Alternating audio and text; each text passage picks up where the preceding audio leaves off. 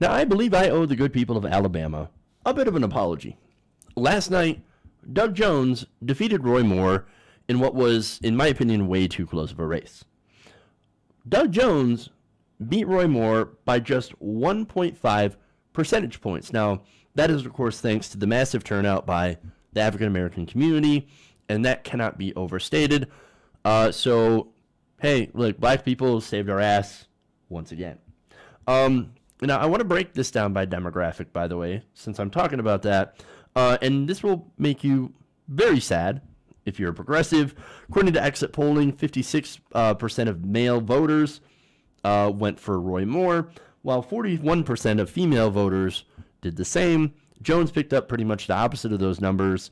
57% of females, 42% of males. I don't think that really adds up, but broken down by race and sex, Moore won 72% of white men and 63% of white women, while Jones picked up about 93% of black men and 98% of black women.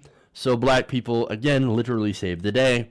And this is also while having to go through reports of massive voter suppression, so that were aimed at keeping African Americans from the polls.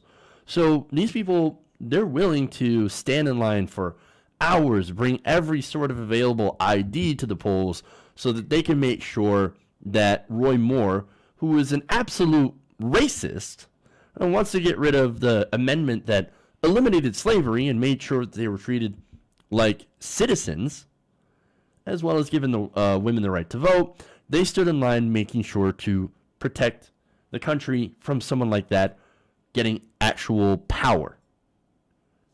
So, you know, on them, I think Doug Jones's victory definitely was carried by the African American community. Now, this is even more sad. White people, even college-educated white people, also voted for Moore in high numbers. That amazes me because they have no excuse. They're literally smarter than this.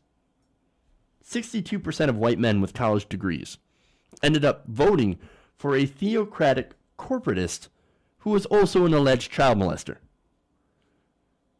These are the people that are like, you know what, I may be educated, but I really am stupid. I don't care about facts, logic, and reason anymore whatsoever. I just don't care. Wonderful. 52% of educated white women also voted for Roy Moore, even again with all the sexual harassment and assault allegations. Again, these people are saying, I don't care. I don't care about facts. I don't care about logic. I don't care about reason. I don't even care about decency, basic human decency. I'm going to vote for Roy Moore anyway. Wonderful. And of course, those same numbers are higher among non-college educated whites. Hey, fellow white people, what the fuck?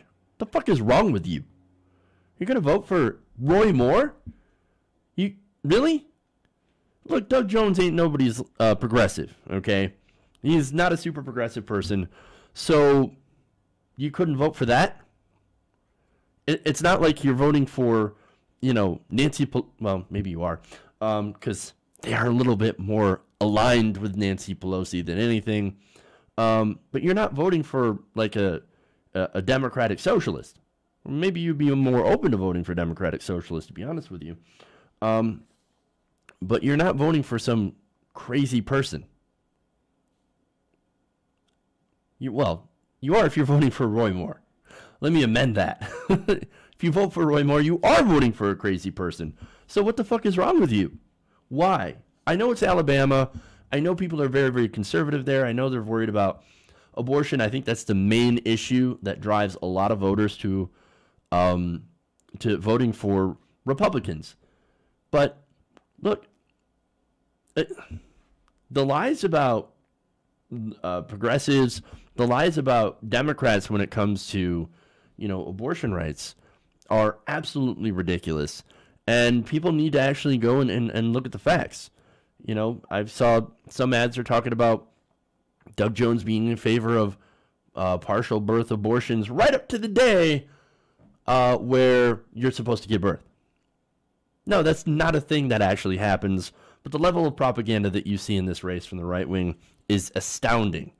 And you have these people that are single issue voters that go in and they believe everything they hear about it, despite the facts. And people who are college educated should know better.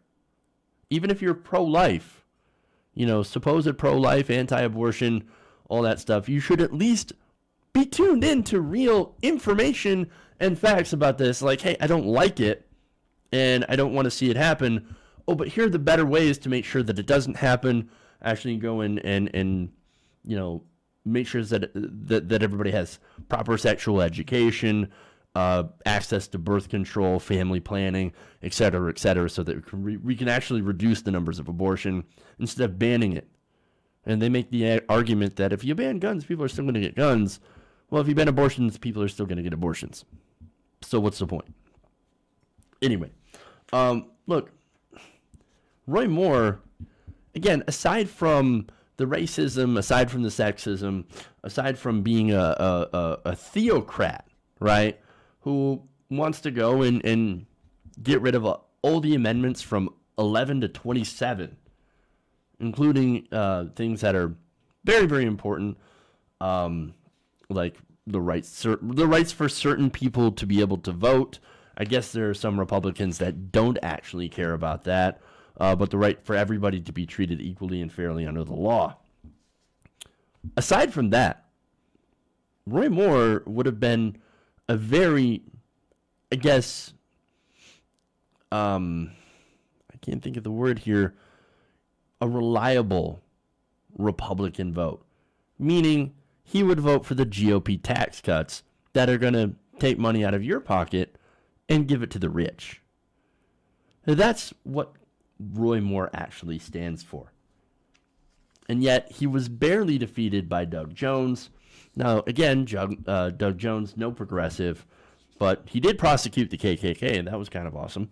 But other than that, he's not for Medicare for all. He's not for anything like that. So to me, this kind of feels like what would have happened in 2016 without the Electoral College. And it's kind of what it was.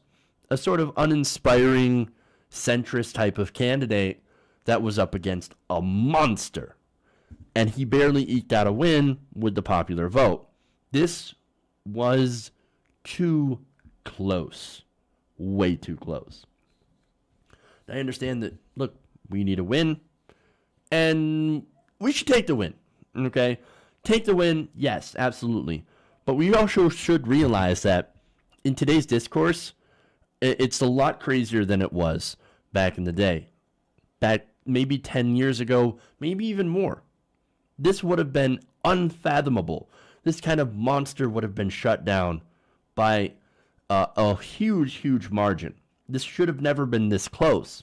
But then again, somebody like Trump winning, that never should have happened either.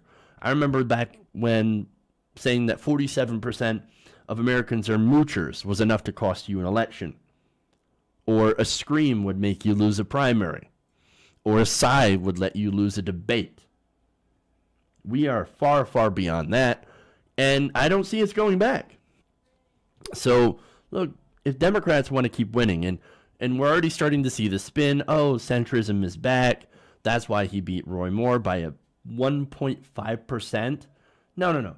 We're seeing the DNC and Tom Perez, we're seeing them take credit for this. That is not the lesson that we should take from this. We have to thank the people on the ground, obviously the organizers, and mainly black voters who stood in line despite massive voter suppression efforts to keep them from going to the polls. We need to thank them, and more importantly, we need to give them more of a voice inside of the progressive movement. This isn't the win of the DNC. This isn't a win of Perez. This isn't a win for centrism. This is a win for organization. And a huge loss, of course, for an alleged pedophile. So, there's a lot of lessons that you can take from this race. I think those, however, are the biggest ones. We should continue to get more progressive in our candidates. Because you think about it, somebody like that's even more progressive, that actually talked about more of some of the issues facing Alabama, whom the UN is now looking into as an example of extreme poverty. Those are the issues we should be talking about. Those are the issues we should focus on. And those are not the issues that Doug Jones ran on. He ran on, I'm not Roy Moore. I'm not an alleged pedophile. And that was just barely enough to get him a win.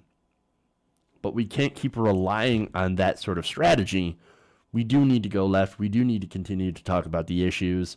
And look, and I keep going back to this amusing tweet where somebody said, I can't wait for a few months for us to start complaining about Doug Jones being not progressive. That's the way it's going to go, man. I can see it now. All right.